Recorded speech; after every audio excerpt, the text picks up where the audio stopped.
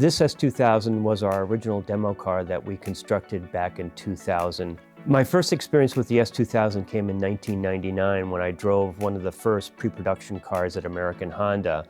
And from that point forward, I knew it was a car that we needed to focus on because it was so incredibly special and unlike any other Honda car to date. I knew the bones were still there for the car, and so it was just a matter of bringing those bones back to life. The first place the car had to stop was with David over at Car Care and have him go over the car from top to bottom.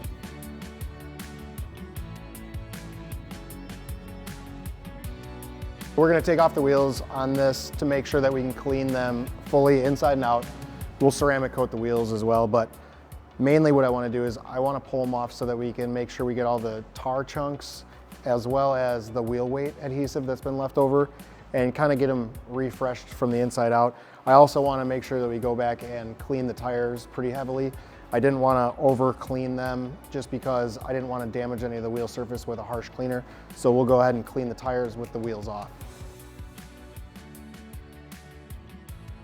Now that we got the wheel off, the suspension and everything underneath is going to be opened up.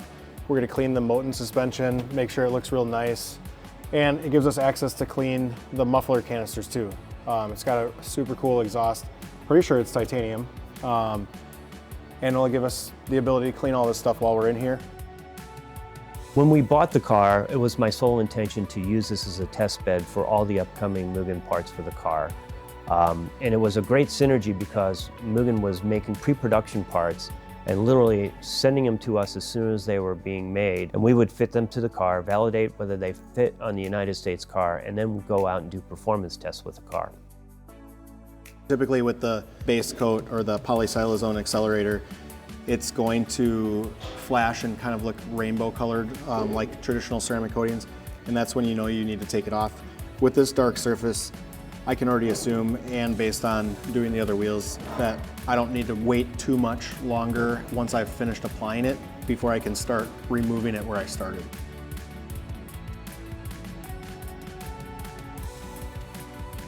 So this is going to be our second coating, and typically we'd wait like an hour after we apply it to the surface. When you're doing a vehicle, we could pretty much start to apply this right after we've applied our first coat.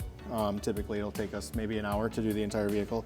So now that this wheel is cured after the accelerator, we're going to use the top coat, and this is going to be a hybrid glass coating. And like I said before, this is going to be wiped off with a wet towel initially to begin the hydrolysis process, and then we'll wipe it dry to remove any residual after that. The car was getting a little less relevant. We hit some hard financial times with the economic downturn, and quite truthfully, we needed some money to fund the business. So one of our really great Mugen customers in Southern California asked me if I'd want to sell the car. Reluctantly, I said yes. I knew it was a mistake at the time, but it was a tough time in 2008.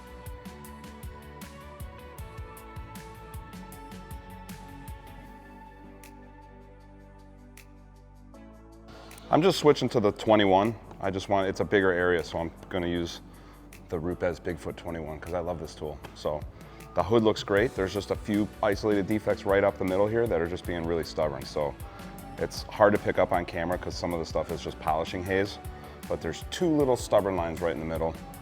This paint is soft and it's looking great. It's just being temperament. So we're gonna keep going.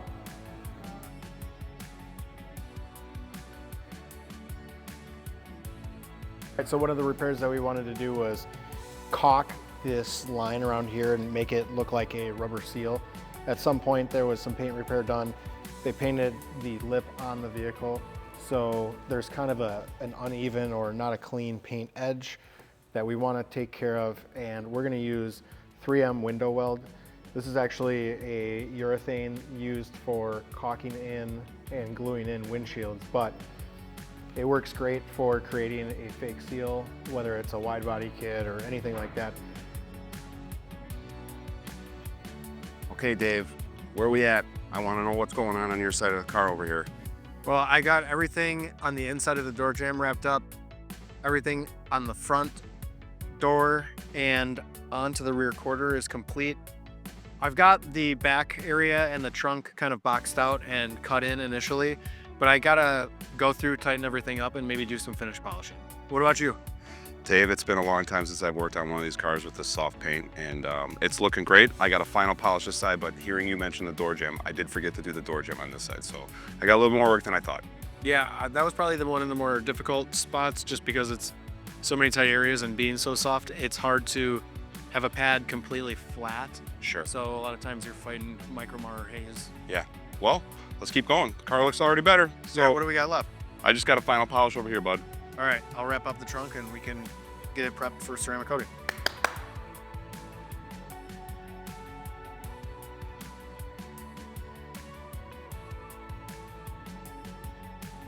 So we're just wrapping up, getting to the final stretch. Everything is paint corrected and Maddie is just finishing up all the panel prep to make sure the painted surfaces are all ready for the ceramic coating. And we're actually gonna use the same coating that we used on the wheels. Originally, we were gonna use a different coating, but because this paint is so soft and finicky, we wanna use something that's going to increase the slickness of the surface, make it easier to maintain, and hopefully reduce the amount of scratches that are going into it. Ceramic coatings don't necessarily reduce scratching, but overall, hopefully it'll help maintain the vehicle, and touching it less means less scratches.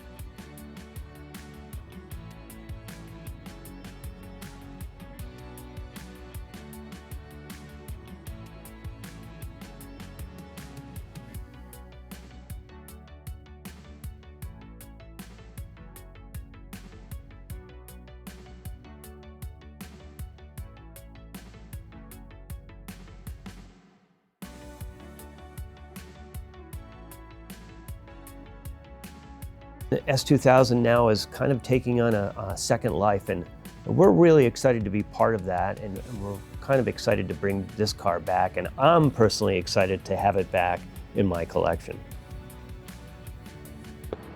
Just getting ready to load the S2000 to take it back to King Motorsports. The last thing we did was polish this piece of, I want to call it plastic acrylic. It was certainly hazy and yellow. It is not perfect, but we were able to get some clarity out of it. So now, if the soft top is up, we can actually see out the rear piece. So we're gonna put the hard top on and get this loaded and get it back to King Motorsports.